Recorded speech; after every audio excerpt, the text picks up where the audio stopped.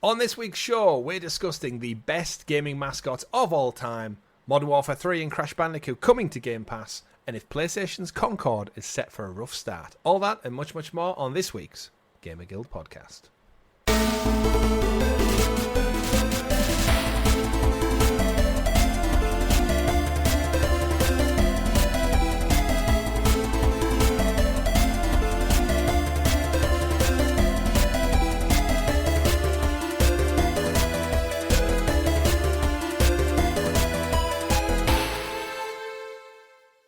Good game, everyone, and welcome back to the GamerGuild Podcast, your weekly show where we round up all of the week's video game stories and news for your listening or viewing pleasure right here on youtube.com/GamerGuildTV and available up there in the digital clouds on your podcast platform of choice. Your podcast players for the week are myself, Chris, at Arcane Rogue, and my fellow co-host, the man of many pixels, at RichieC89, Mr. Richie.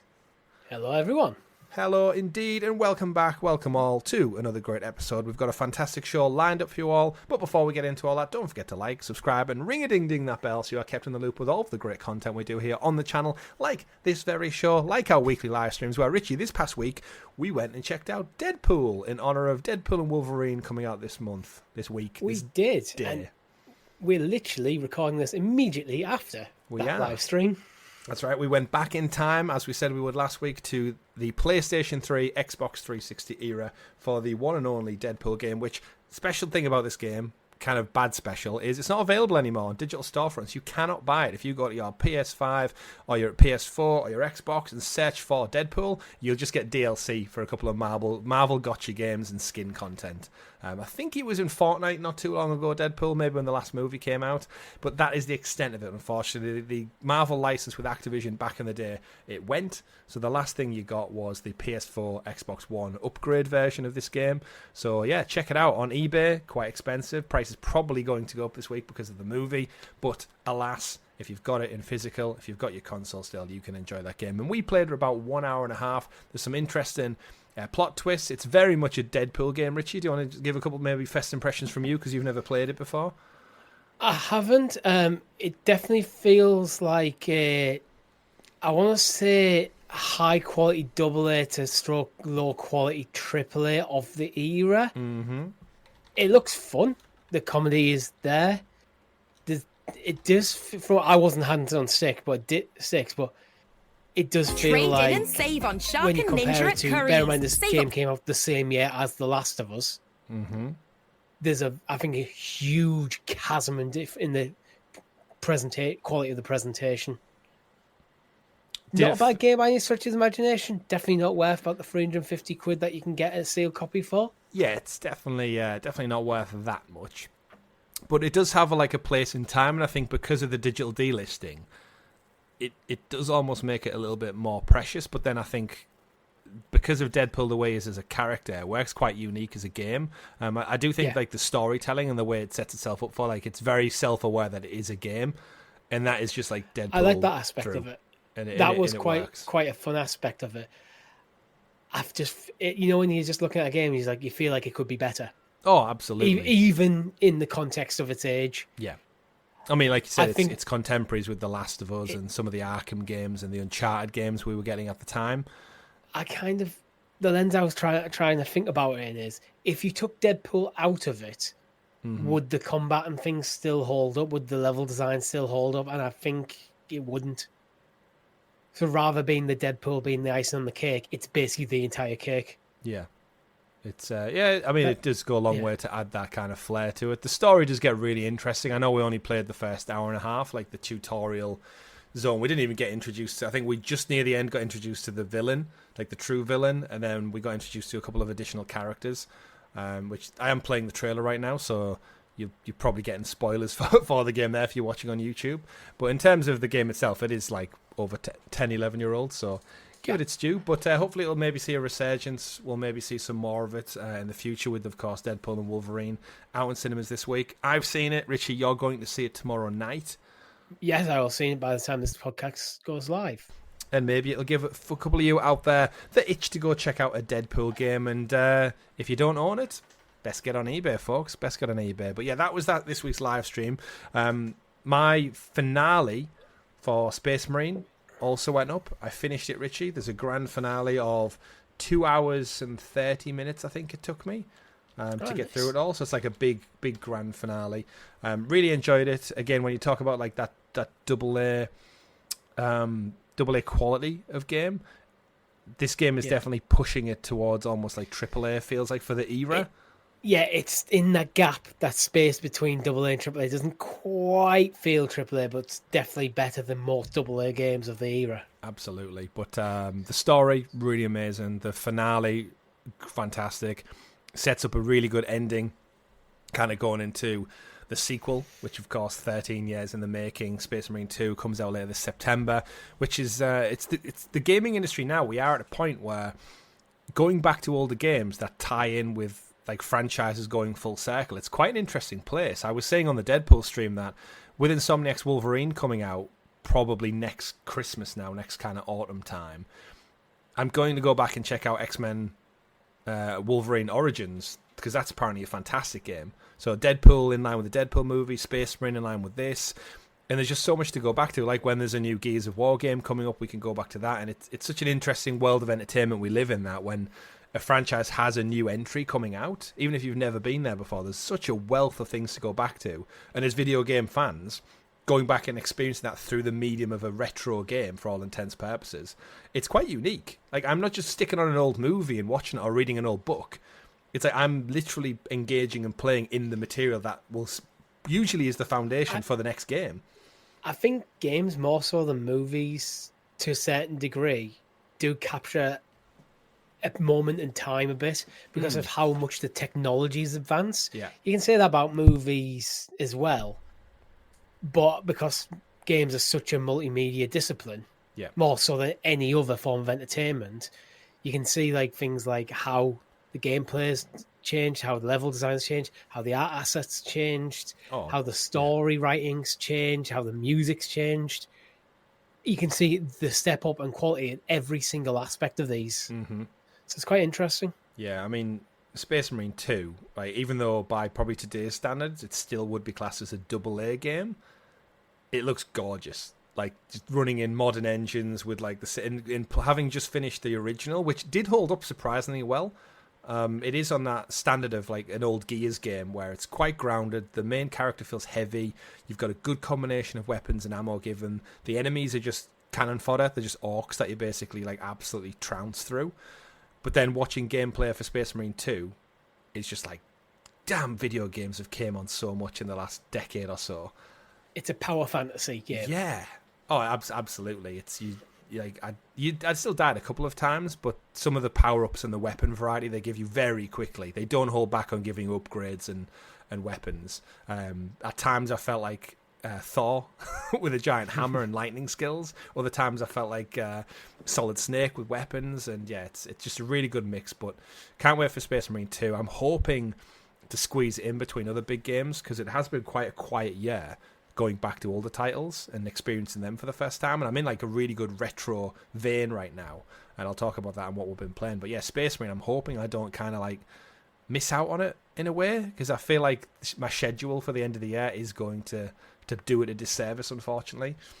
But we checked out Deadpool this week. Space Marine 1, full playthrough is up. I'm going to put out the full video. We're going through a phase, Richie, where we're going to try and get a couple of our playthroughs uploaded in their entirety, just so if people want to check them out, they don't have to look for like, where's part one, where's, the YouTube algorithm doesn't want to show you the next entry in the series. So we're going to try and condense a couple of our older ones together as well. And some people just like preferring the long play style. So the entire thing's there.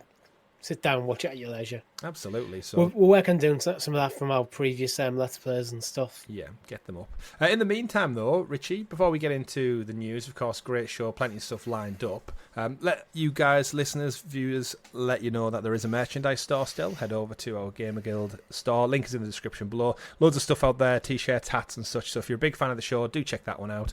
And of course, if you want to become a member of the channel, support us a little bit extra, you can do from as little as 99p. Link is in the description below, along with our Discord information. Everything you need to know about our channel is usually in the description below, or follow us on socials to find that one out. But the big thing, Richie, which we neglected to talk about last week, we have talked about it in our Discord server. It's not even in the doc today.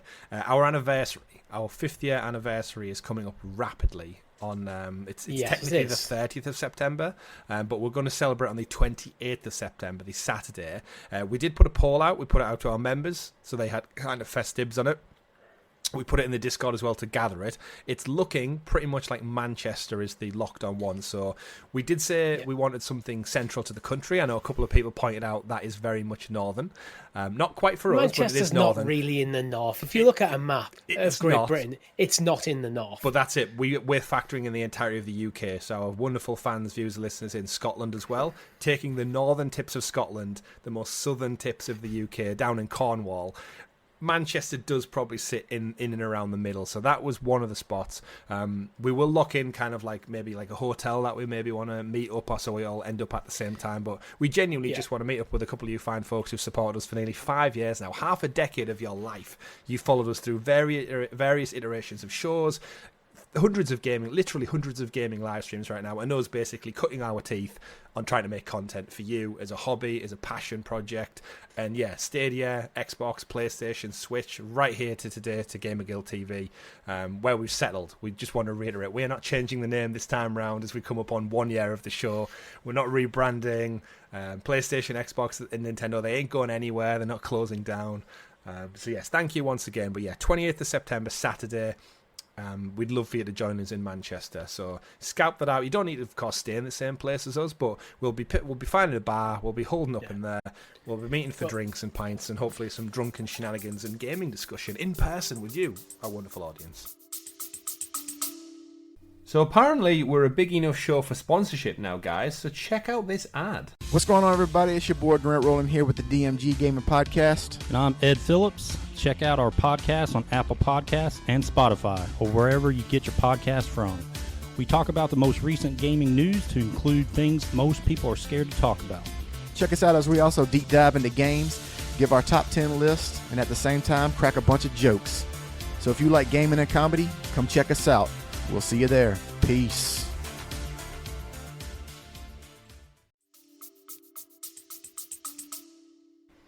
Yeah, 100%. We'll probably just pick a bar or a time. We will be in this bar between these hours. You are welcome to come join us. Yeah, and of course, don't be shy. Don't be shy. And if you wear a GamerGuild TV, GamerGuild TV shirt, you'll get a handshake. We'll spot you. And we might have some giveaways as well. We'll talk about that. We do have some budget for sorting a couple of things out. Might buy you a drink or two.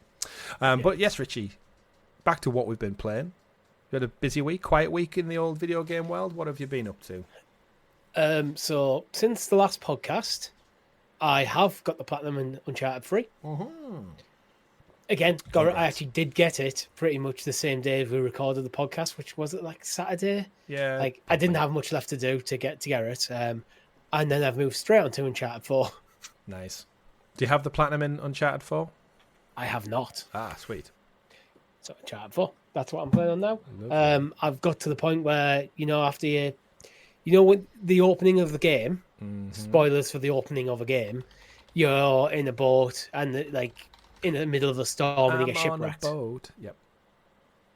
I'm mainly just kind of replaying the story because I've only actually played through the story once. Right. So I thought I'm going to play through the story naturally.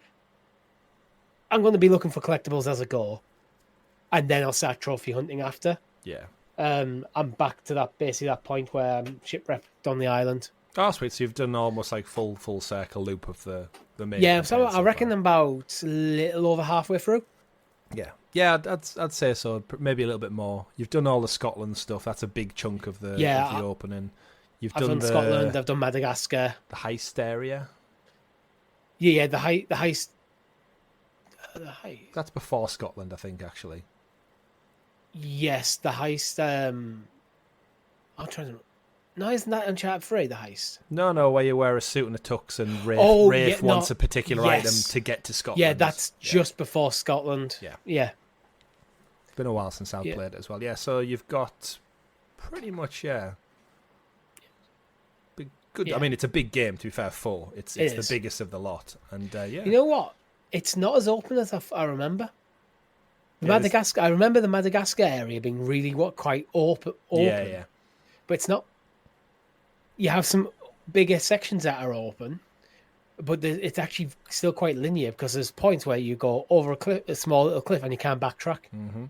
So it's not truly open the way I remembered. Lost Legacy is actually more open, I think, than 4. Yeah, Lost Legacy had a bit more time to make some more open Yeah. areas. But yeah, I would agree with you on that one. Did you fare well in the... I don't want to do it with spoilers, but I guess the game is nearly like 8-odd-year-old. Yeah. How did you fare with a certain marsupial? Did you get full scores, yes. or did you die?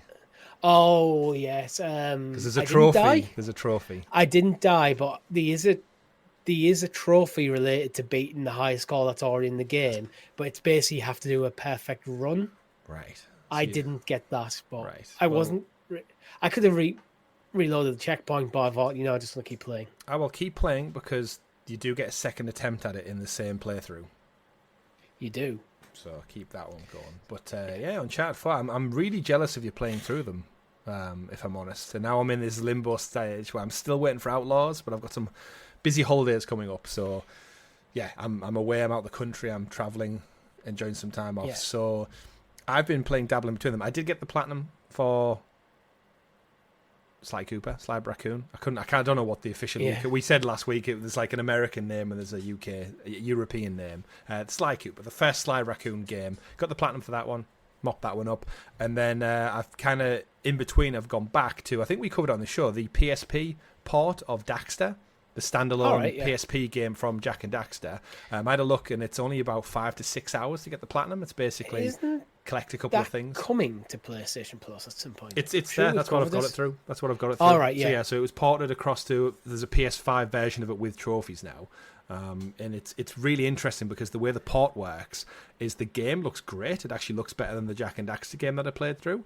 However, the cutscenes, because they are up-res from a PSP, they don't stretch very well. The gameplay obviously emulates up. Gameplay is better. getting rendered. It's getting rendered. Yeah, where the cutscenes are just FMVs pre-rendered and stuck stuff, in yeah. there. Yeah, so it's quite jarring to see like quite a rough cutscene, and then it cuts to the game, and the which is usually the opposite, right? It's usually the in-game ones that like you interact with. So it's quite interesting to see. But yeah, it's Daxter. What's the resolution in the PSP? Is probably at best 720p. It's probably might be 540. So that's the resolution of the cutscene because there's no point when they made the game of doing anything bigger. So they would have to re-render the cutscene to do it. Yeah, it would be quite a tough gig. But yes, I'm between them. I'm going to play it predominantly on the Portal to keep that that resolution down. What was surprising though, it was developed by Ready at Dawn, who did the Order 1886. Oh, okay. So they made this game like in tandem with Jack and Daxter's Naughty Dog, isn't it? So yeah, it was kind of Naughty Dog spin-off. It's just interesting to think how Ready at Dawn worked with Sony so closely, and then now they're just owned and ripped apart by Meta. But yeah, it's basically just another kind of like hack and slash 3D collectathon. Collect some precursor orbs as Daxter, some witty cutscenes, and I think I went to like a hotel was level 1, then it was an open range area, then it was underground sewers, then it was a building site. So it is very much as your typical. Every location's a little bit varied, but you're just running around, crawling, shooting, and killing bugs as a little mongoose character. But it is 5 to 6 hours to platinum, and it's quite enjoyable. Just like kind of brain dead. I'm listening to podcasts while I'm playing it, and again, I'm going through this renaissance of just experiencing platformers that I missed out on. So, yeah, Daxter, go check it out if you've got PlayStation Plus. It's sat there waiting to be played. But Richie. I want to get into the show, the bulk of the show. It is a quiet news week. It's a quiet news month, to be fair. I feel like Summer Game Fest spoilt us with all of the news we got. We've had a big spike with Summer Games Fest news, and now we're in a bit of a lull as we wait for something else to happen. Yeah, anything. We'll take anything. So I wanted to kick this week's episode off with talking about the best and forgotten gaming mascots of all time. So it's more of like a topic. If you do have a topic, by the way, do write in. I know our wonderful guild heroes get the option to write in every single week. So if you do want to support the channel, you can write in with your suggestions, topics, queries, ideas, whatever. And we'll fit it in when we can in and around the busy weeks. But yes, so Richie, best forgotten gaming mascots of all time. We do have an alphabetical list. We won't be going through them all. Of course, let us know in the comments below which are your favourite gaming mascots of all time. Is there some forgotten ones that need to come back? I'm not saying Daxter needs to come back, but Jack and Daxter could. Where do you want to start, Richie? Pick them out from the history books.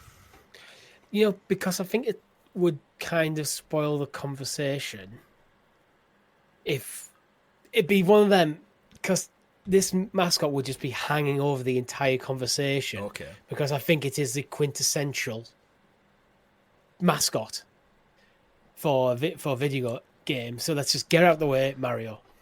Right. Yeah, that's the big elephant in the room, isn't it? It's boring. It's a boring answer, but it probably is the answer. Yes, I think so. I think if you were to show, I think we've said before a few times on different episodes that I put Mario up there now with like the likes of Mickey Mouse, with just familiarity, where you could go to any person on this planet, show them a picture of Mickey Mouse, Super Mario, maybe a few rare other characters from the world of entertainment, and people would go, "That's Mario. That's Mario." Like, even if you're not a gamer, or you're elderly, or you're a child, you would go, "It's Super Mario or Mario." You'd have some version of the name you would get right. Yeah, when you think of gaming mascots, you kind of think of the era of the platforming mascot genre of game, which was basically kickstarted by the existence of Super Mario. Absolutely. Others came and went. Mario has stayed at the pinnacle, at the top of the genre through his entire life of them games. He's synonymous with gaming. I think he is the mascot. The mascot. Yeah. There is one in the Nintendo ballpark I think comes close. Luigi? I was going to go with Pikachu from Pokemon. Yeah, I think that is a really good one. Thinking of Pokemon, in a way, Pikachu's bigger than Mario in a multimedia sense, but in a gaming sense, I'd say Mario over Pikachu, if that makes sense. Yeah.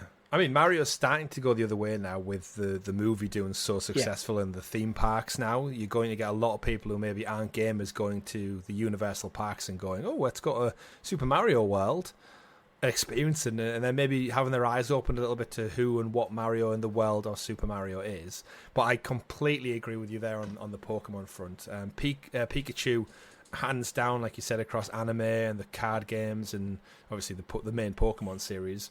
Also, Pokemon Go was huge. Yeah. And I think Pikachu, you could probably get away with him holding up a card to most. I think the older generation might struggle with Pikachu just because he's a lot younger than Mario. Yeah, but if you think about Pikachu is such a strong mascot. When they retired Ash Ketchum in the Pokemon anime, they just brought in a different Pikachu because they needed a Pikachu in there. It does. I haven't actually seen any of the new Pokemon. I might watch it one day. Is it even in the UK yet? I feel like I tried to watch it when the final Ash series dropped, and then I haven't seen the ending of his story. Actually, that's another thing I want to watch. That's what I was trying to watch, but yeah, it's a Pikachu. Obviously, they pushed Eevee quite heavily, but it just isn't the same. It's almost like forced with Eevee. Eevee's beloved. Eevee is very absolutely beloved, cute as and a it's button. definitely a secondary mascot, as is like Charizard. Oh yeah, Charizard. But I think they're always just meant to be secondary mascots. Yeah. And Eevee got pushed because of Pokemon Yellow. Yeah, you want to get that secondary one. Again, it's all about marketing, isn't it? And Eevee's cute. Yeah. Let's be fair. Oh yeah, cute as a button, absolutely, but not quite Pikachu levels. No. So yeah, I think while we're in this Nintendo world, because they are the elephant in the room with it. Any other Nintendo ones you want to bring up? I think there's familiar known ones, but the thing with Nintendo is they keep them alive so well. So there's not really any Nintendo mascots that are forgotten about because they're always looked after. I kind of just want to rattle through the obvious answers because they're just kind of less interesting to talk about. And there's the Zelda trifecta of Zelda, Link, and Ganon. Like, they are all quite synonymous. I'd say Link, definitely. Yeah. I think Link people would get more so than the others, but yeah, I just want to chuck all three of them out there. I think Zelda would maybe get mixed up with Princess Peach, with just non-gamers. People who are like, oh, it looks video gamey. Is like, I think the look of Zelda has changed a lot from game to game. Link actually has. Yeah. And like in the newer games, he doesn't even have his iconic hat, and he's switched from green to blue. What a choice! But he's such a strong mascot. You can remove iconic elements of the character, and that's still Link.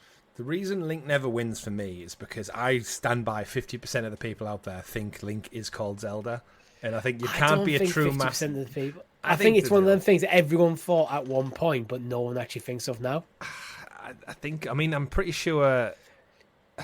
Yeah, I mean, there's no way of knowing it. You could do a poll, but that doesn't factor in everyone, so there's no definitive way. Yeah. But I just think the way it's always marketed as The Legend of Zelda is the title, and then the cover art includes not Zelda. Yeah. It just the new tricks one a lot does. of people. Yeah, I mean the new Zelda. Echoes of absolutely Wisdom. does, yeah. Can't I've wait heard for you it. still play Link in that for a brief moment. They couldn't quite give Zelda her full game. You have to play as Link for a brief bit. What I've seen is like, because it looks like, when you watch the trailer, it looks like you start off playing as Link, and then a thing happens, and then you switch over to Zelda. Absolutely. And it's one of them things, it feels like that would be a cool moment to just stumble across in the game. But it's also kind of necessary that they put that out there as a marketing beat, because they're marketing this as a Zelda game, not a Link game. Yeah. But absolutely. So in terms of the Nintendo world then, you've got Kirby it could be here for hours. kicking around. I'm just thinking get some quick ones out of the way that maybe aren't. Like, they're not forgotten about because most of them have games. Samus, there's a new Metro The game entire coming cast of Smash Bros. Yeah, pretty much, the list of Smash Bros. Characters get kept in the loop with it. So Samus Aran's an interesting one, because everyone used to think it was a male. Yeah. Till the end of like the first Metroid, and you see her for the first time out of her suit. Twist. Yeah. Well, that's when they say about strong female leads in video games. I'm like, there's They've tons always- of them. It's They've always always had been them. there. Yeah, going way Samus back. Aran, arguably the first strong female lead of a video game, I'd agree. And then followed by Lara Croft. but she was heavily sexualized when she first came out was, in the but she was 90s. still badass as She well. was. Didn't stop her from killing everyone and dinosaurs and tigers alike. Right, so moving on from Nintendo then, should we just jump straight into Tomb Raider, Lara Croft? Yeah, I think 100%. we'll need to highlight these as we go through them, otherwise we're going to get lost in the list. But yeah, Tomb Raider, again, not really forgotten, definitely up there with the top ones, especially as far as heroine goes. The fact of the longevity of Tomb Raider is one that kind of always surprises me. But then she's just a female Indiana Jones as well. Like, she basically carried that mantle from when Indiana Jones movies stopped being made in the 80s. As we went into the 90s, it was kind of like who has that mantle of like that adventure genre? Like, where was it? And I think Lara very much picked that up with a lot of the same tropes, like puzzles and exploring mystical things and archaeology. She just embodied that, but you were able to play as her. So, like, as you said, as much as she was sexualized, all the nerdy gamer boys out there loved to play as her, regardless of that. I don't know if this is true or not, but I feel like the first Tomb Raider game was probably intended to be an Indiana Jones game, and either maybe they didn't get the rights or the rights were too expensive, so they decided to make their own character, which ended up being Lara.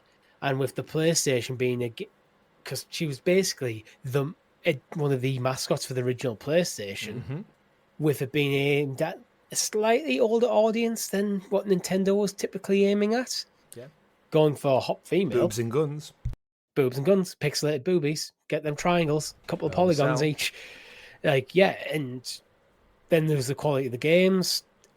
It worked, and she is such a strong mascot that she exists even now, well after probably a prime. Yeah. She got an entire reboot.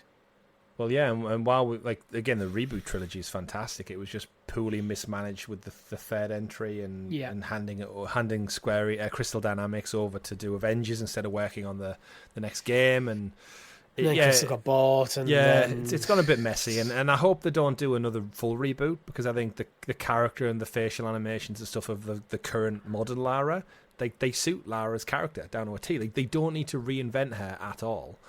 No. They can change the gameplay, and they can maybe reboot the story, but don't go just like changing the whole thing, because I think you've built an audience there, and there's a certain familiarity with Lara Croft and Tomb Raider now that people are like comfortable with. Yeah, I think But the she'll be back. reboot trilogy did wonders for actually developing her as a character, not just as what you're controlling. Which the early games is you're just largely controlling her. She's got a bit of wit to her, but there's no real depth. Yeah. Especially the first Tomb Raider game is like, that's the start of the reboot trilogy. That's the story of how she becomes Lara Croft. Yeah. That you know, and even then at the end, she's not there. We have an entire live stream actually on our channel of that. It's a bit rough. It's a bit nearly rough, 5-year-old. but it's there. Yeah, it's it was out. Wasn't it our first full playthrough? live stream. Yeah, but yeah, I think she is such an iconic character. I think she is in a place where actually just build on what you've already got. And when they're talking about linking the reboot trilogy to the original trilogy as well. Yeah, they're on about doing a couple of things, and I do think they could link in with the original game. I don't know how much they need to. I'm just content with having a new Lara Croft adventure, like I would be with a new Uncharted game. Just like give me a new adventure. Yeah, don't think I'd even bother trying. I'd just continue the story of this Lara. Yeah, like why start? Because then you risk repeating yourself. You're tying too your close hands. to the reboot as well. Like people are like, we already had this just 10 odd years ago. Why are you doing it again? And it's not like a superhero in a costume. It's very much a human character. Yeah. And I think redesigning, rebooting, changing her voice, changing her side characters around her, changing her origin potentially. It's just like, well, why risk doing too much? So yeah, I wouldn't. But then again, I'm just crying out for that game. I know we said at the start of the show, like, you're enjoying Uncharted, I'm missing Uncharted. It's like, I think the games industry is just missing that type of exploration, story-driven third-person game, and we haven't had it for a while. Tomb Raider's on ice, Uncharted's on ice, and yeah, I'm just kind of dying out for another one. So what's happening with Uncharted as well? Because I'd say Nathan Drake was very much the PS3 into PS4 mascot for Sony, and he's very much been sidelined for other characters like Aloy and Jin Sakai and some others since then.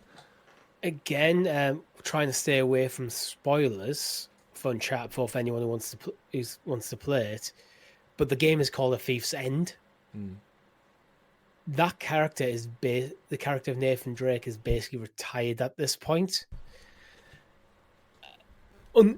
I don't think that we'll ever see a new Uncharted game with Nathan Drake as the main character. No, I would agree. It's like Indiana Jones, isn't it? It's like, how many adventures can this individual go on and not be either like mega rich from all the bounties collected or dead? How many times does he stumble across a supernatural, mythical, historical find? Which kind of means his time as a mascot is done. Because I think to be a mascot, you kind of have to be still immortal, active. Like Kratos. You can keep doing shit because you're a god. You can't die.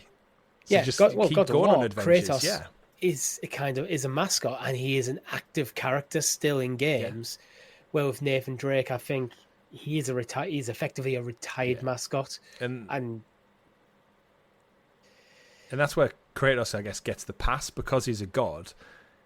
You can just kind of pluck him out and go, all right. Like, I saw a rumor going around the other day that they could, it might have been a rumor, it might have been like fan art or something, saying like they could just send him to Egyptian mythology next and let him fight Ra and Osiris and stuff like that, and set it in a more sandy environment, but tell like a proper good grounded story.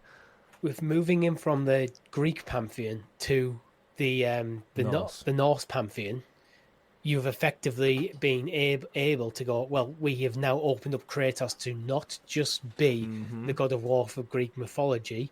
We can insert him into any mythology we want as long as we have a compelling narrative reason to do so. And it's cool as shit. Like, the thought of all these different gods that are worshipped by different groups of people around the planet, all of a sudden they're all linked. What? Like, Zeus could have fought Odin, and they both have all gods have similar traits, don't they? Like the god of war, the god of the sun, and whatever. They all have there's all crossover in human history. But just seeing them interlinked is something cool. And Kratos killing the shit out of them all is also cool. Kratos, I'd say, is the current standard bearer for PlayStation mascots. However, I don't think, like Nathan Drake, I think he will have to be retired at some point. Yeah, because he relies on a good narrative to explain what he's doing. I think the strongest mascots don't need that. Mario does not need a good narrative for there to be a good Mario game. Yeah, and that's which means as long as you have the level design there, you can make a fun game around that character, and it works. Yeah, and that's where Nintendo get a bit of a pass, because their games are aimed maybe at a younger, more family-friendly audience, where Mario didn't really have a voice up until the movie. Because there isn't narrative really, other than save the He's always princess. had the voice. Charles Martin. Yeah, but he doesn't Who's have now like retired, he doesn't have actually. monologues and character No. development. It's just wahoo. It's to me like it's very limited. And I think sometimes like as mascots have evolved, they've obviously had to reboot them, and I think that's a bit where Microsoft have maybe suffered a little bit because their mascots traditionally in like Halo Master Chief, it's just a faceless guy in a suit. So as I think storytelling and video games have evolved with the likes of Naughty Dog and The Last of Us, like flying the flag for just character and rich, deep story narrative. A guy in a mask with like a bro shooter doesn't, and especially in first person, I think it's limited to that because you don't have cutscenes in the same way you do third person. And I think Halo is one of them, and I think Microsoft have struggled for a mascot for a good while now. I know we've spoken in the past about like Gears is probably their biggest now. And Ironically, they have Crash Bandicoot now. Well, yes, they do. I think Hi-Fi Rush would have been a good place to start for them to get back on the mascot scene. Alongside, obviously, Halo. They've got Doom Guy. But again, it's just another fit. Like Doom Guy, sometimes I see some images of Doom Guy, and I think it's Master Chief for the longest of time. And then you're like, oh, wait, this isn't Halo. This is a Doom video clip, or this is a Doom video. But you're right. Microsoft may not have any, but they've gone out and acquired some, if not arguably the biggest in the world. They've acquired PlayStation. They've acquired the mascot that went closest for PlayStation to go up against Mario. Yeah. Crash Bandicoot. They didn't. That's not why they got him. I think they pretty much got him for Activision for Call of Duty. This is buy one get one free with Call of Duty. Yeah, it's like, and to be honest, you mentioned that it's an area of Microsoft's first party lineup that they're kind of lacking in. Look what PlayStation doing with Astrobot. I think they've realised there's a gap there.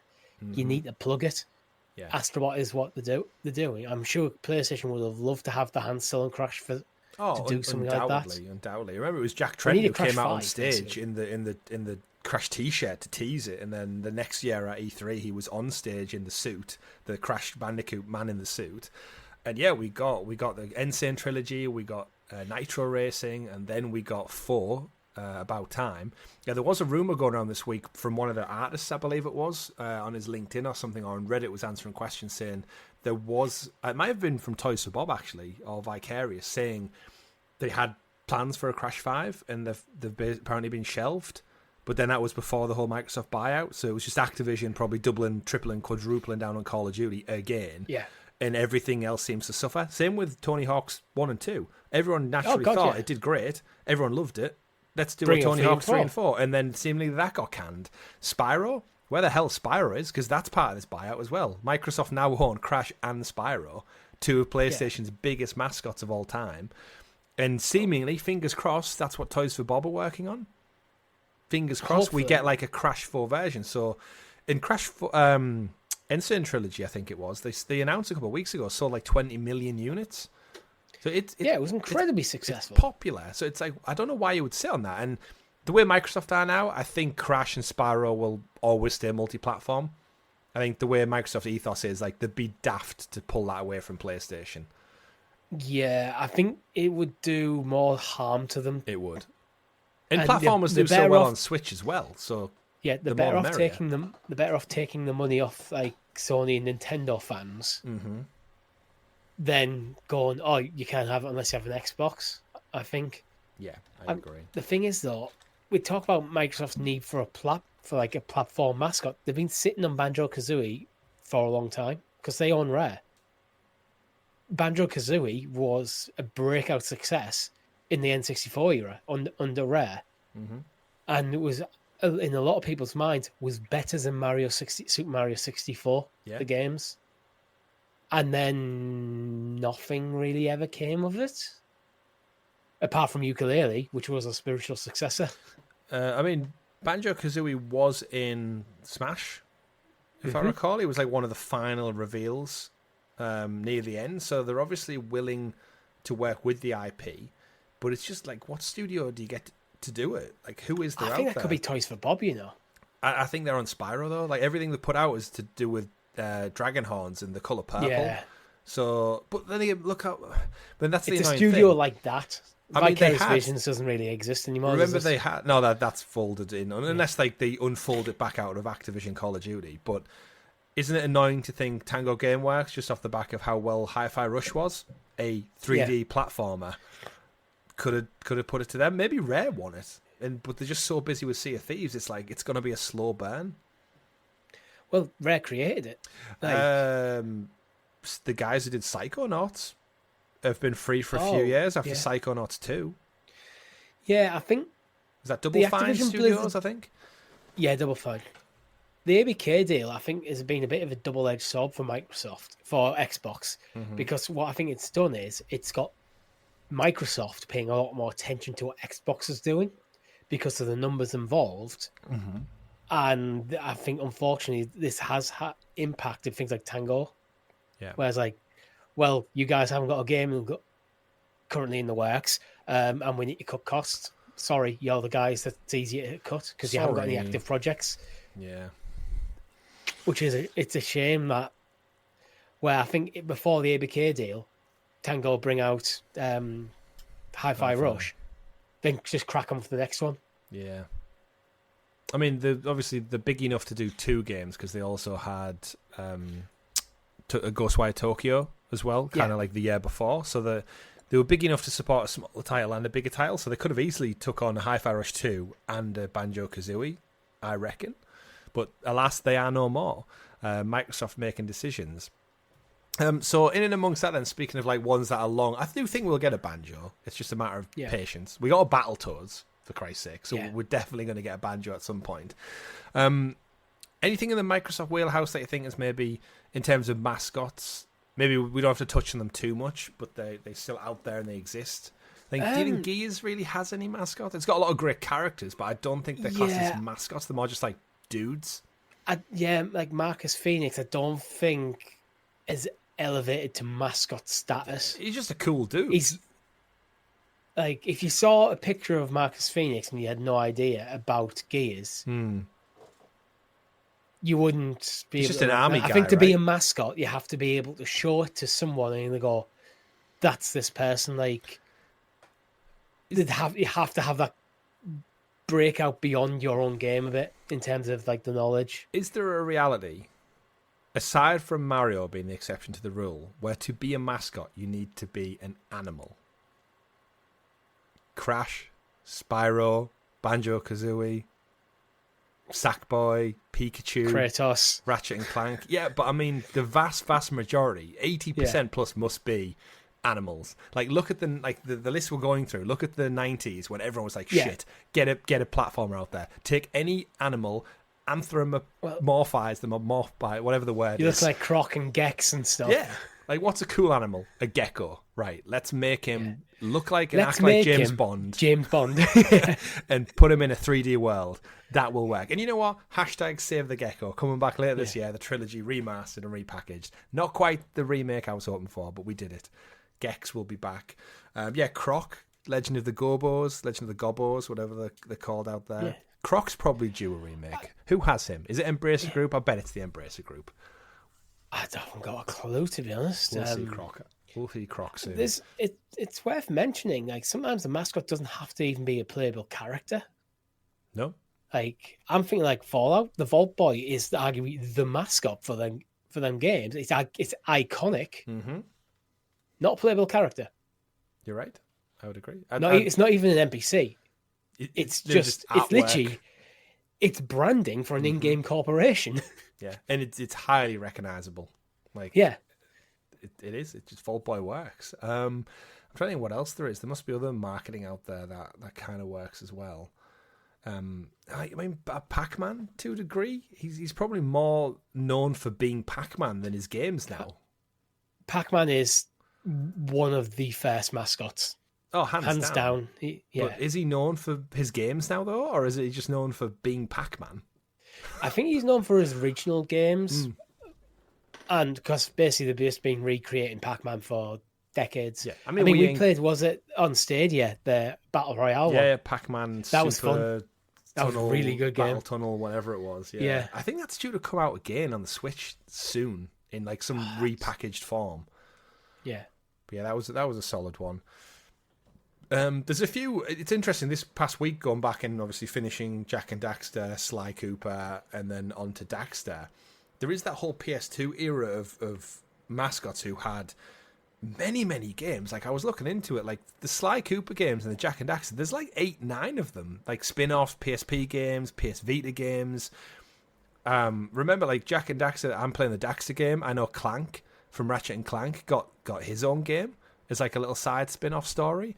And then they've had like 7 entries and kind of spin-offs and stuff. And these games just haven't had a new entry in. Well, like there's seemingly only Ratchet and Clank that's really survived. Maybe we need to tighten up our definition where they have to be iconic to a specific console or period of time to become mascots. Because I know you could argue things like Jak and Daxter are mascots, but I don't think they ever really were leading anything other than their specific games. Where you go, like Crash Bandicoot was synonymous with PlayStation. Yeah. Especially the original PlayStation. Nathan Drake was synonymous with the PlayStation 3. Mm-hmm. Mario and Zelda being synonymous with Nintendo full stop. Well, I think a lot of the older ones, they suffered from, at the time, they weren't first party. Yeah. Like Insomniac weren't owned by PlayStation when they did Sly Cooper. Jak and Daxter, Naughty Dog, wasn't owned by PlayStation when they moved on to that. It was only later down the line as they got towards the Uncharted and they got towards their infamous games and stuff that they were picked up by PlayStation for their creativity. And these mascots kind of like went multi-platform. So it's an interesting relationship with the business and the character and who holds the rights. Yeah. I think what I'm trying to get to is I think they just need to transcend their game. Yes. It could be it could be a relationship. It's just like in pop culture, relationship with a specific console, like the Vault Boy.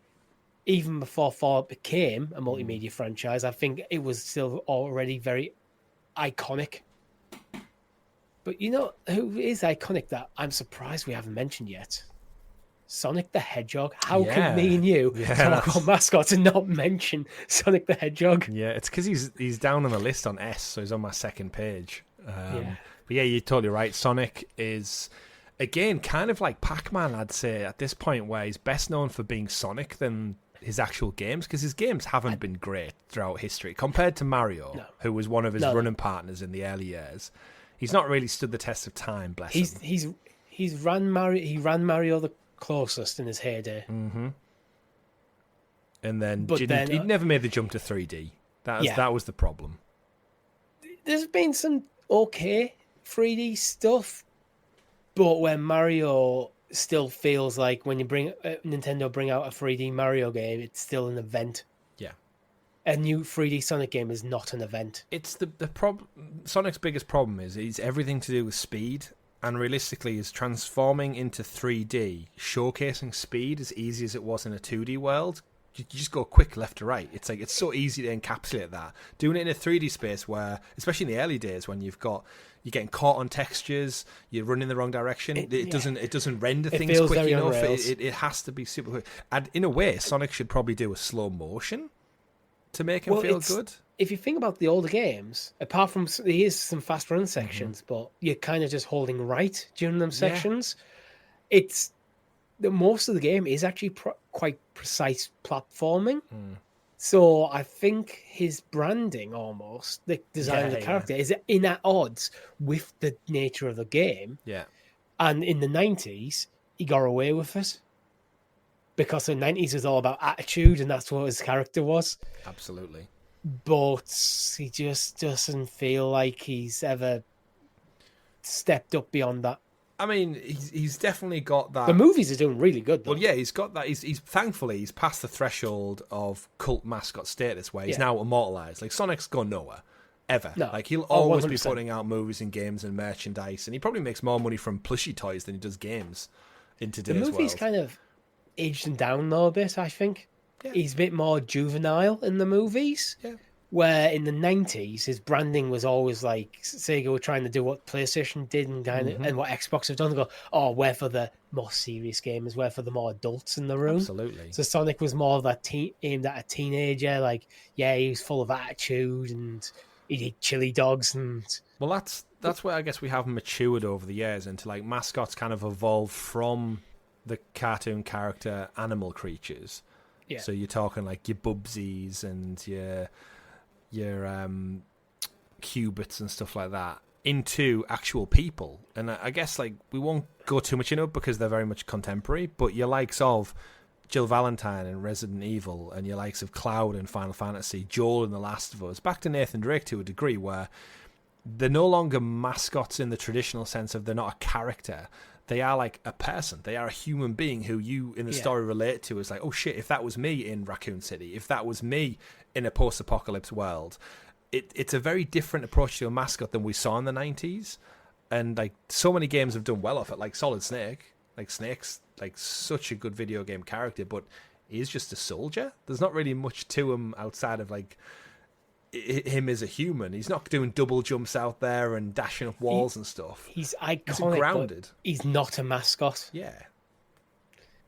In the same way, I think some of the Final Fantasy characters, oddly, Cloud Strife, I think, is less of a mascot than a Chocobo or a Moogle. Yeah, I'd agree, yeah. He's a solid character.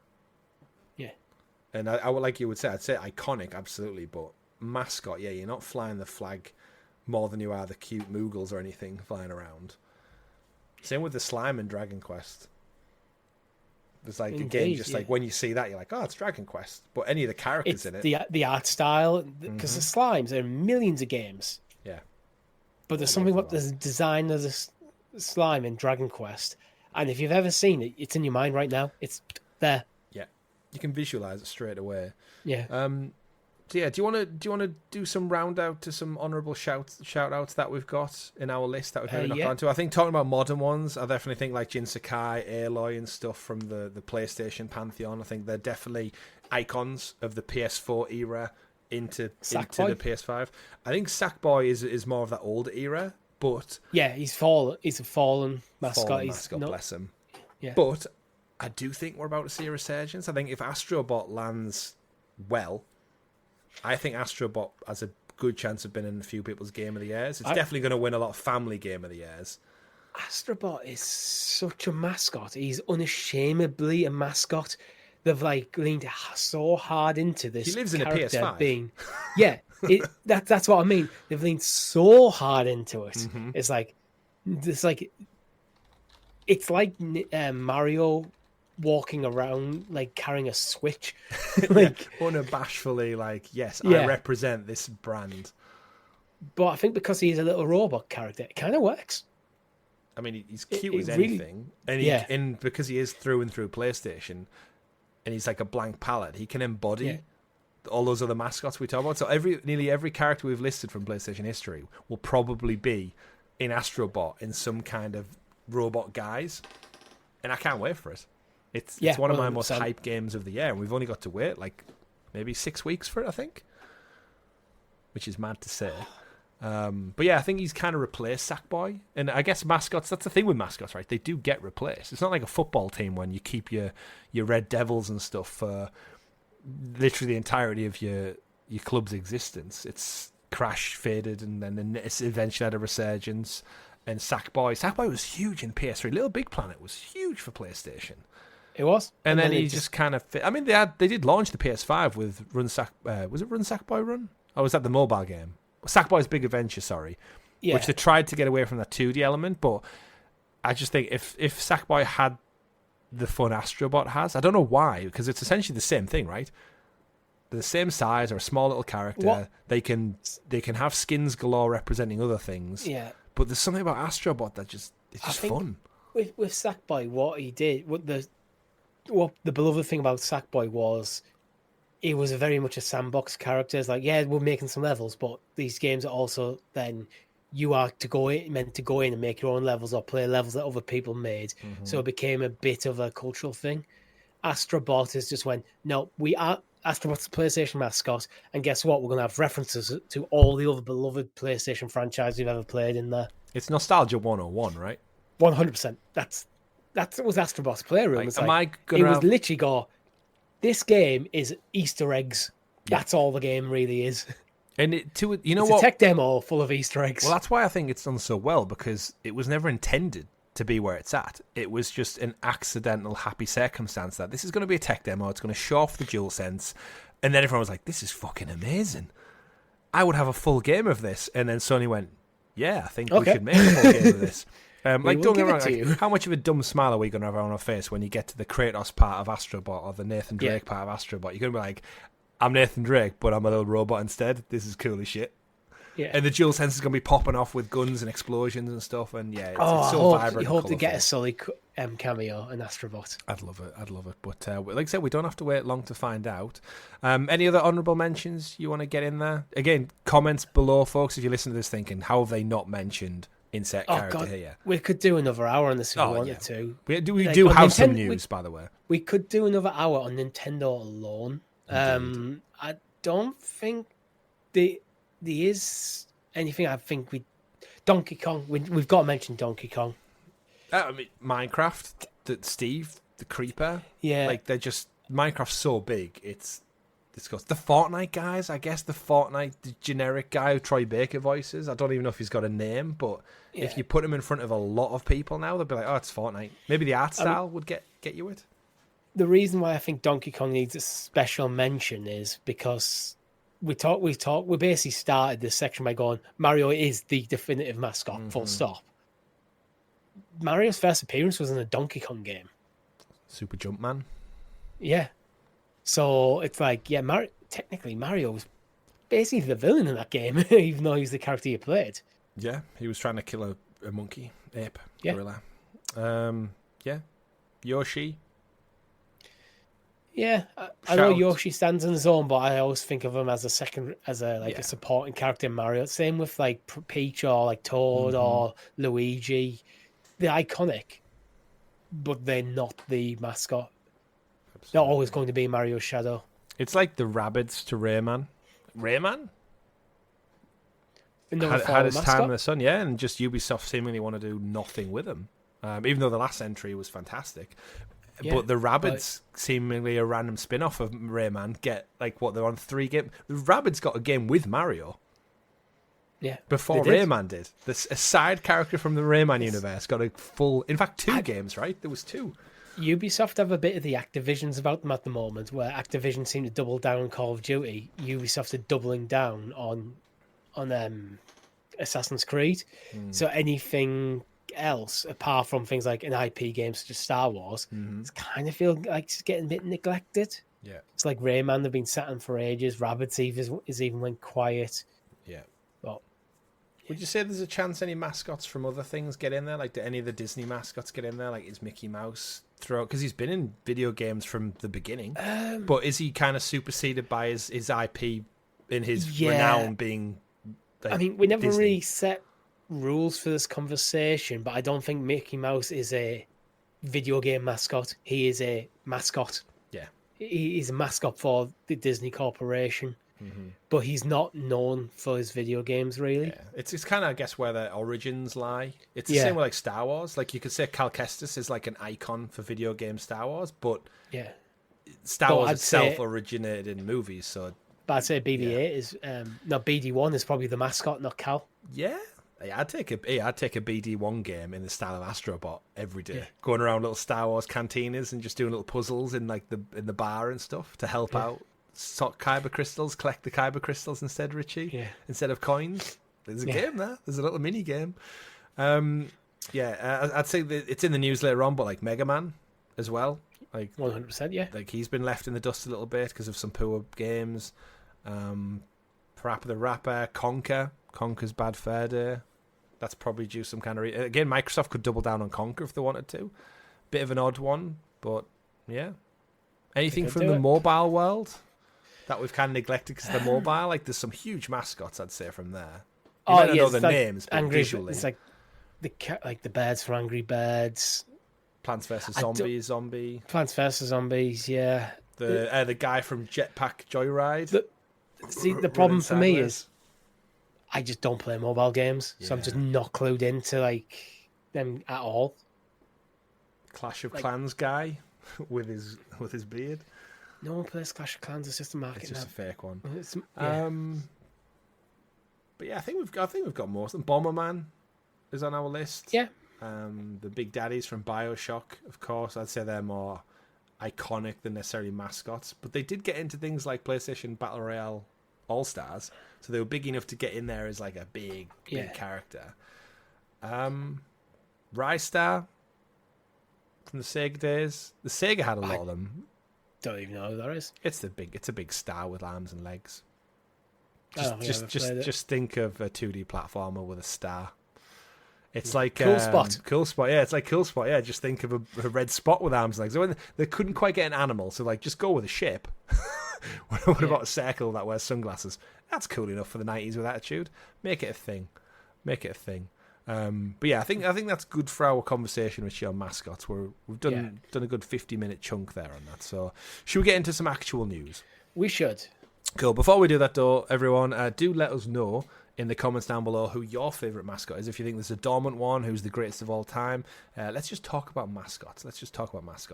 But before we get into the news, Richie, you need to introduce us to the graciously gathered GamerGuild Gazette, aka you thought we forgot about it, but we didn't. The news. Yes, very quiet week on the news front, as we mentioned. So we thought we'd bring that topic to you. And of course, the news is brought to you every single week by our wonderful Gamer Guild heroes, the wonderful folks who support us that extra little bit further. From as little as 99p, you can support me and Richie and the rest of the crew. Early content, stickers, badges next to your name. You would have got Space Marine early. You would have got the Uncharted playthrough early. You would have got Richie's Zelda streams, some of them early. You would have got the show early every single week. And special access, as I said, to stickers and badges in the live chat, and our thanks and appreciation to help this channel grow, keep us sustainable, and keep us ticking on beyond the 5-year mark. So thank you very much to our guild heroes out there. Click join below if you want to become one of those wonderful folks. It's a shame we can't link the guild heroes to store discounts. Like if YouTube could figure out some kind of like code for members where they get a discount, but that's not for us to worry about today. Richie, let's get into the news. We've got about 20-odd minutes worth of small stories this week. Some of them we've covered on previous shows. Some of them we'll go into. Kicking things off with story number 1. Stalker 2 is delayed by a further 2 months. It's been pushed back. The Heart of Chernobyl has been delayed, now arriving on November 20th. So it's been bumped from September to November, Richie. This is the follow-up to the cult classic post-apocalyptic horror shooter from back in 2007. It's been in the works for quite some time. The studio has said, and I quote, they need breathing room to address some technical issues. It came out with a trailer to announce it. The trailer was actually called Really Again. So they were very well aware, tongue-in-cheek, that it's been delayed. And reading from the statement, it says, we know you might be tired of waiting, and we truly appreciate your patience. These 2 additional months will give us the chance to fix more unexpected anomalies, or simply bugs, as you call them. We're always grateful for your ongoing support and understanding. It means the world to us. We're just as eager for you to finally release the game and for you to experience it for yourselves. Of course, the guys over who are working on Stalker 2, they were based in Ukraine. They've moved to Poland. So there's a lot of real-world shit that's impacted them. So if any studio deserves a grace period or patience when it comes to a delay, it's these guys. Yes, they had to uproot the entire studio, all the families, pretty much all the workers, and moved to a different country because another country invaded. Yeah. Sorry, they're in Prague, not Poland. Yeah. If you're going to delay a game, that's why you do it. Actually, to be honest, if you're going to delay a game, it's because you need more time to make the game. Don't rush things out. Yeah, we're usually quite patient when it comes to game delays. There's so many awesome games. I'm happy to wait till it's ready. Yeah, same. And we know this is going to Game Pass as well. So whether it comes out like September or November, it's going into that Game Pass catalog anyway. My worry though, Richie, pushing it back to November, you are in like peak season. Call of Duty's out in the wild now. There's a new FIFA out there. You've got Star Wars, Assassin's Creed is all out. I think there's a lot of big, heavy open world titles kicking around for you to drop in November and be like, come play us. After originally scheduled for August, so it would have actually pipped all of them to release, and now it's fallen back into that winter period where I maybe worry for a AA game a little bit. I think they'll have assessed that, and to be honest, they're probably going, you know what, we don't really care. I think they might be thinking with this being coming to Game Pass, they're not really fighting for people's money as much as if it wasn't. it's more just people's time. So I don't know, and they will have made an assessment when they picked November. I'd hope so. Yeah. But moving on from that news, we've got the next story. It's official. We covered it on, I think, a couple of episodes, actually, of this show. Modern Warfare 3, Call of Duty, is officially coming. In fact, not coming to Game Pass. It's on Game Pass now. Surprise, folks. It came out this past Wednesday. Dropped, not stealth dropped. They did an announcement like the day before, but featuring high-octane single-player campaign, energetic multiplayer, and a series first of open-world zombies. Call of Duty, Modern Warfare 3. This is the one that came out last year, so this game is not even 1 year old yet. It's out. Richie, this game got criticised a lot on launch for being short, repiecing stuff together from Modern Warfare 2. Pardon me. But it's on Game Pass now, so does it all matter? Yes and no, because I think the criticism was fair and warranted. It being on Game Pass gives it a bit of a pass. Don't have to buy it. Because you don't have to buy it, but that's not how I think. This is one where you want to make sure Activision are not taking the wrong message here. Because just because people playing the game doesn't mean that you made all the right decisions. I think it just means that the people are playing the game. Sometimes you can make the wrong decisions, and everyone goes, "No, you've fucked this." But Call of Duty is such a strong franchise; people are just going to keep playing it anyway.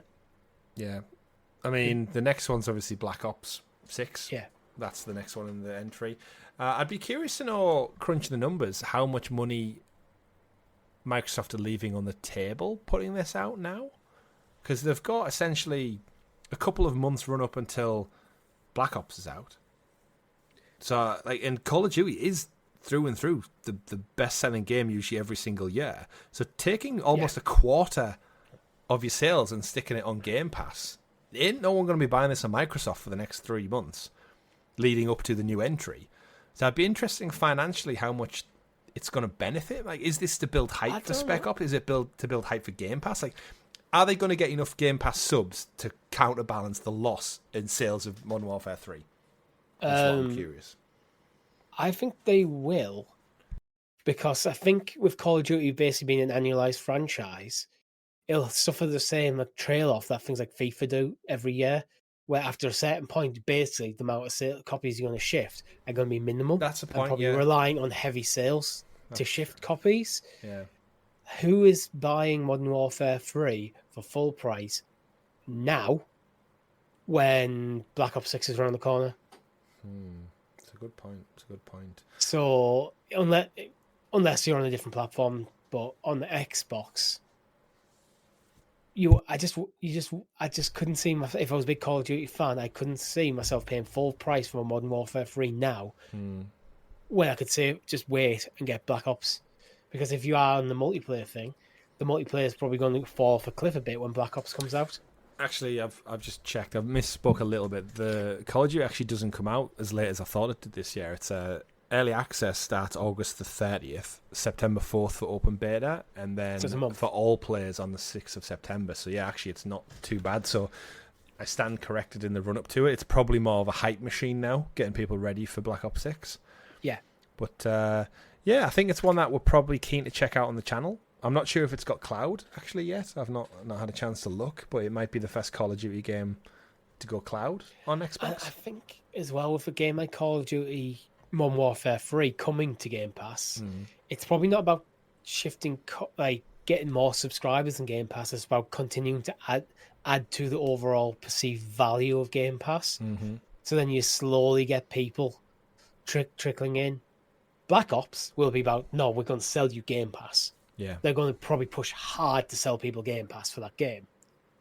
But not a title from a year ago. It's probably just about I get. If you're looking at console, what console do I buy for the new Call of Duty for Black Ops? If I go Xbox, they'll give me a month of Game Pass free when you buy an Xbox, which they usually do.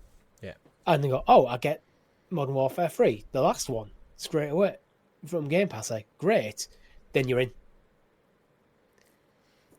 So that's the aim, right? if they can strike gold with that one, that's why you spent the billions on acquiring them.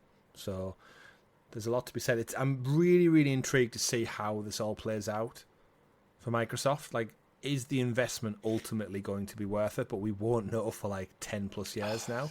Will Call of Duty start to sink like a ship, or is it going to keep going? The complexity and the numbers, the size of the numbers involved, I don't know if you could ever truly go, yeah, this deal was worth it. Because it's going to be such a long burn to get that money back. $76 billion. Yeah. Billion. But there's so much time and so much probably change of direction that Microsoft are going to do for Xbox in that time. Who's to know where the money... It becomes really complex. If, like, Bethesda's simpler in that sense. Yeah. The numbers are much smaller, and you can probably look at the sales of Bethesda and go, oh, if Elder Scrolls 6 does X millions of copies, then we've made our money back. I don't think you can quite do that with Activision Blizzard King. I mean, let's look at this. So this is from older figures, but how much money does Call of Duty make? There's obviously not fully detailed, but in the year release, 500 million in 2020, 300 million in 2021, 390 million in 2022, 310 million in 2023. So they're making back. So if we lowball at 300, yeah, it was what, 69 billion? 67 billion, I think, or 76 billion. Can't quite remember now. It's that much money, it's a shit ton. Yeah. But it's like the good thing with Call of Duty is it seemingly is a proven quantity. But with video games, you never know. Yeah. Sega thought their consoles were a known quantity, and they're just publishers now. So if we're taking the low end of the 300 million, it will take them 230 years to pay it off. Obviously, that's not counting in Warzone, season pass budgets, merchandise, and inevitably a movie we're probably going to get in a couple of years' time. But it just seems like a back of the envelope maths as well. It's like, actually, to put a pin in that, we've also got Warcraft, Blizzard, Overwatch. Like, there's a lot of other shit that comes with that deal that they also get. But all these games need further investment in development and upkeep of the servers. Yeah. And we've seen Microsoft have fumbled the ball a lot with acquisitions. So it's an interesting one to watch. But as I said, it's very, very complicated. And I don't think at any point you'll be able to point to it and go, that deal was totally worth it. Unless that deal actually elevated them to the level PlayStation currently at in terms of sales. If I know finance the way I do, they'll just do a tax write-off. Yeah. And all of it won't count. Of course, that's not how it really works. Speaking of tax write-offs, Sony might have one on their hand as we pivot towards our next story of the week, Richie, and one of our last ones, because not a busy week. Concord, PS5 previews are out. Let's start with the good stuff. Generally, previews seem to like the game's personality. There's some quite taken up with its colourful cast of alien characters, and the gunplay is apparently quite nice and satisfying. So you would think PlayStation are on to another winner with this hero teamwork shooter. However, reading between the lines, a lot of the podcasts I listen to, their previews are like, it's fun, but just for a weekend. And that ain't good for a game that PlayStation are looking. They've announced this week there's no battle passes. It's going to be free content drops. So just to read a few quotes, IGN, while I enjoy my time in the limited hands-on preview overall, I have several concerns for the longevity of Concord and what it has to offer. The problem is, at least in the preview version, is that it takes little pieces from games like Halo and Destiny and mixes them together in a formula that doesn't quite come together. Reading from Game Informer, admittedly, this reveal left me feeling blasé. It looked fine. Not necessarily something I hadn't seen before. However, after playing the game for a few hours during a recent preview, I'm excited for more of the action. It feels like a mix of Destiny and Overwatch, but I'm wary of the team's emphasis on lore and storytelling and if it'll ultimately pay off in a multiplayer format. So, to pivot, to add just a little bit more context before we get into it, Marvel Rivals, which is another hero shooter that's due to launch imminently, looking at concurrent numbers, so this is the bad thing, Richie. Concurrent numbers for Concord did not get anywhere near Marvel Rivals. Concord managed to hit a little bit over 2,000 during the open beta. Marvel Rivals, 50,000. That is a big chasm to overcome. It's mindshare. Marvel has a lot of mindshare. Concord is effectively Absolutely. I don't think how many people who are not hardcore into video games even know about Concord. Where if you see, well, how many people if they see, oh, there's a new Marvel game coming, oh, there's an open beta, I'll give it a go. Yeah. These numbers could be quite easily be misleading because of the beta status and the nature of the IP. It's entirely possible that Marvel Rivals has day one does massive numbers, then by end of month one is dead. Where Concord could do less numbers but sustain it. Yeah. So it's apples and oranges, I think, a bit here in this comparison. Yeah, I think it is apples oranges. The problem, I think, is the industry as a whole is for all the good that Concord is seemingly doing. I'm right in thinking like it's contemporaries like Overwatch and maybe Valorant to a degree. They're all free to play. Sony are asking for 40 quid for this game. Yeah, they're going So with there might not the be season Helldivers passes. model, which worked for them. But Helldivers was PvE, so you were playing against nobody. This is like you need 5v5 people. Yeah. And this is where like I feel a bit personally let down by Concord, because when we saw that initial teaser trailer, which was like that 80s sci-fi aesthetic, Star Wars-esque with Guardians of the Galaxy colours, in it being PlayStation, ultimately I thought, oh, it's going to be story-driven, third person potentially, and it's like, oh, it just ended up being like an Overwatch clone. And that I know that does nothing for you, and it does nothing for me. And I switched off as soon as I saw that. The trailer looked fun. The game, I'm sure we would enjoy if we played it over a beta weekend. But ultimately, For an we evening? we For a would weekend? never go back. So how does that make money in today's AAA world? It doesn't, unfortunately. Well, because it's a paid game, it's not a game that I'm going to ever try. Just not. Yep, same. Maybe if it comes to PlayStation Plus in a year's time, I might consider it then for a stream or something. But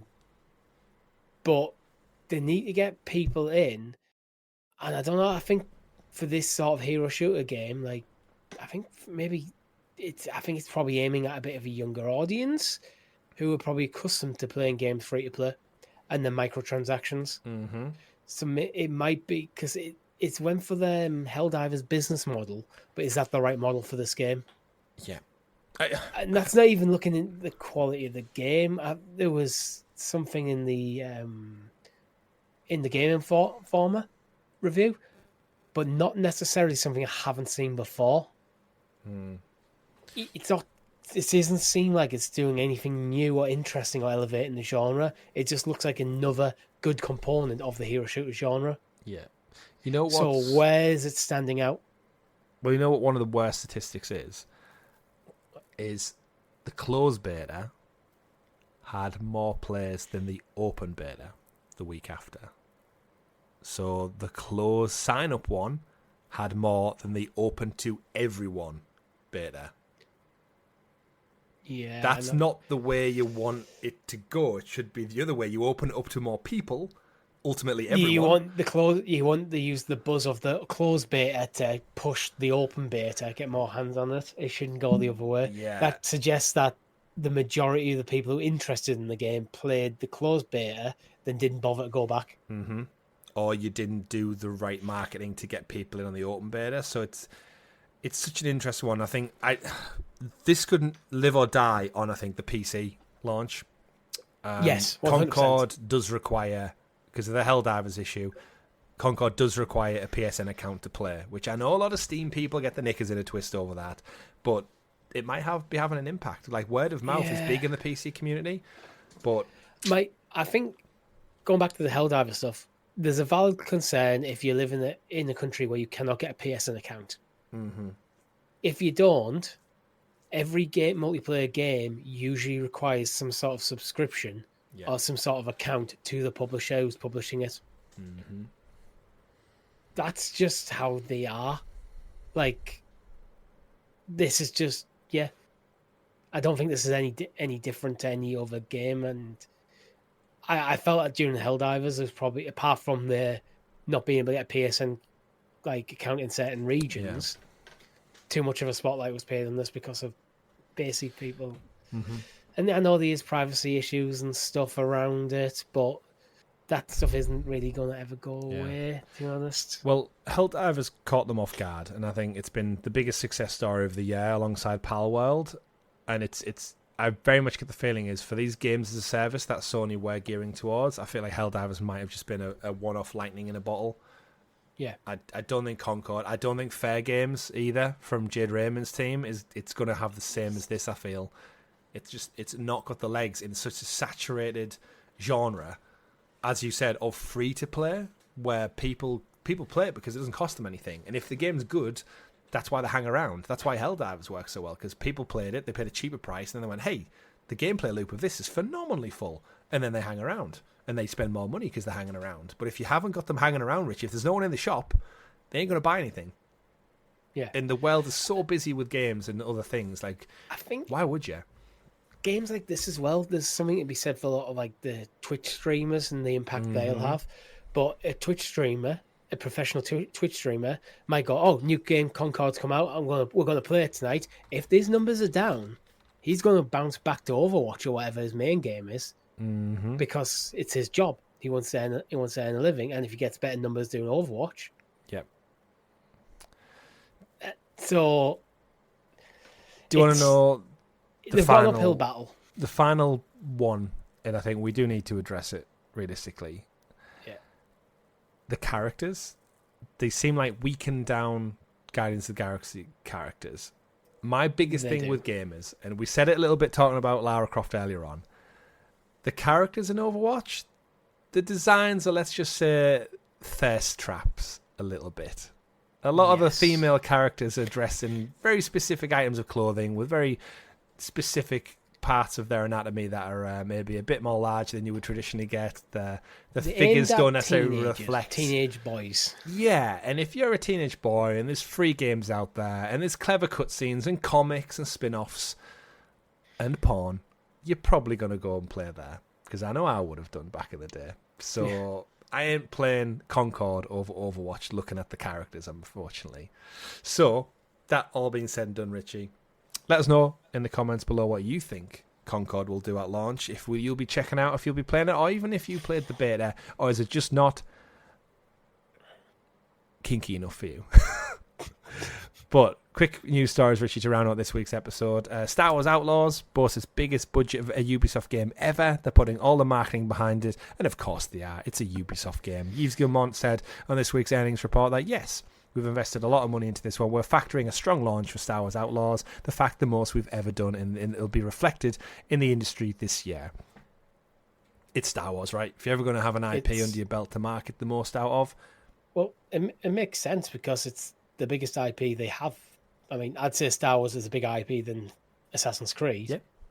So, yeah, you need to get it out there. Do it.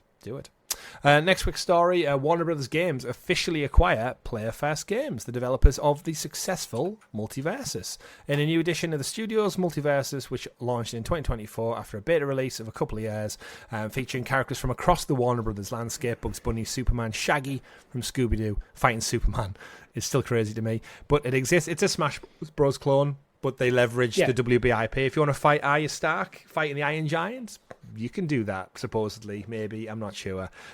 Shaggy goes Super Saiyan. He does. And so it's got that tongue-in-cheek. They're aware of the internet. It does. And I think in the life cycle of Smash Bros., I think there definitely is a place for Multiversus. I think in all these types of games, the Nickelodeon All-Star Brawls of the world, Multiversus is a pretty cool name for the type of game it is, where it's whoever thought up with that deserved their bonus that year. That's a good name. It is a good name. It describes what it is in multiple ways. Yeah, it's so clever. But interested to see WB to write a check. It's been a good while since Warner Brothers have done any positive moves. Well, they like the games as a service stuff, and this is a successful games as a service game. So, and the studio's not that old, so they probably picked them up quite cheap. Yeah. Or they might have had a deal where it said if Multiversus did X amount of numbers, we can acquire you for X amount of numbers. But, they joined the portfolio of NetherRealm Studios, TT Games, who did the Lego, Monolith, who are working on a Wonder Woman game, and Avalanche as well, who are out there. So, interesting. We shall see. Arya Stark fighting Tom and Jerry. How about that? Or Velma from Scooby-Doo fighting the Tasmanian Devil. Nice. It's so That's a bad. fire Or the one. pedos from Clockwork Orange. Yeah. You do what you want. Final updates. Helldivers 2 has the biggest update yet, with a high difficulty, new bugs, and more coming soon. Known as the Escalation of Freedom update will come soon. There's going to be information on the PlayStation blog. It's going to arrive 6th of August, so just about 2 odd weeks' time. Yeah, Helldivers. I've kind of trailed off it now. I think I had my fill. It's definitely up there in my Game of the Year conversation. But you know what I'm like as a gamer. I'll probably end up falling back on a single-player game when all things said and done. But I had a blast with Helldivers, and I think I don't want updates for difficulty and stuff because I'm nowhere near the level cap. I think it's like 150 and I'm maybe 29. So I'm nowhere near the grind required. Once the gameplay loop starts falling away from you and it doesn't have the narrative to carry it. Absolutely. However, I'll be back as soon as they announce a new enemy faction because I've killed enough bugs. I've killed enough robots now. I want the secret third one that was in the first game. Give it to me. But yeah. Helldivers still doing numbers. Fallout 4 London fan-made mod is finally out now as well. I love this, Richie. It's amazing to think. Like, I know Bethesda support mods so well, but yet you can actually download. Essentially, it's a full game, a Fallout game based in London. And I'm not biased because I'm from the UK, but a decrepit, fallen London after the Fallout makes for such a cool setting. It reminds me of New Vegas, but London. Yeah, it's one of the things that it'd be interesting for them to do with Fallout, to explore somewhere other than America. Yeah, it's I think a bit of Canada because isn't in the Fallout law that America annexed Canada. Probably, but yeah, it's any game like that. Like The Last of Us. If The Last of Us went to Europe as well, like we've only ever seen what happens in the States, and obviously different countries that maybe don't have readily access to guns, weapons, the breakouts and stuff might be different, or the fallout might be very different. But it's just such a shame that mods haven't got to a point yet where it can be packaged, marketed, and sold as a standalone product. Like, people would buy Fallout London. You whack it on a disc or whack it on a storefront for maybe a lesser price, like $40, $50. The Bethesda Creation Club, you can do that. Yeah, but I mean, like, I want like an advert on TV and a disc on a store shelf, yeah. like properly packaged and marketed. Because after the success of the show, I think this would do numbers, especially in Europe. Yeah, yeah. And the thing is, it does require as long as it is a mod for a game and not a game in its own right, then it's going to drive sales for that game. Yeah, it's giving more life to the game. Win-win. Speaking of giving life to the games, Richie, that's been it for this show. So let's round out this week's episode with a look back at this day in video game history, like we always do here. July 25th, we're actually recording super early this week because we've got busy plans. As we said, I've got a busy month ahead. I'm going to be missing from a few shows as I travel Europe, Italy and France in my book so far this week. I'm not going abroad yet, but it's my dad's 60th birthday, so I'm away this weekend. So we're actually recording on a Thursday, which is possibly the earliest we've ever recorded one of these shows. GamerGuild Heroes, you're going to get it early, super early, so all the more reason to click join from little as 99p. But before we get into that, Richie, this day, 25th of July in video game history, what have you got for me? Nothing. Is Thursday... Actually, there is something. Age of Wonders Shadow Magic. Love that game. Is that a thing? So imagine Civilization. Mm-hmm. Like the kind of turn-based style of RPG, a strategy game in like a hex grid, but give it a fantasy twist. Right. There you go. Okay. Great game. Interesting. Looking forward today. The very first ever Uncharted game, Uncharted Waters, came out 34 years ago in Japan, 1990 on the NEC PC 98. Whatever the hell that is. It's not really an Uncharted game. Multiversus 2 years ago. Hey, Multiversus. Carmageddon on PC, I feel like was a big deal. I never played it, but the name rings a big bell. 27 years ago, Carmageddon. I think it was on N64 as well. Yeah, I can almost picture the box art, almost like very Twisted Metal-esque. Yeah. Yeah, not really a good season. Not only do we have a quiet news week, but seemingly back over the years, video games. There's nothing much at all. I'm even looking a couple of days ahead.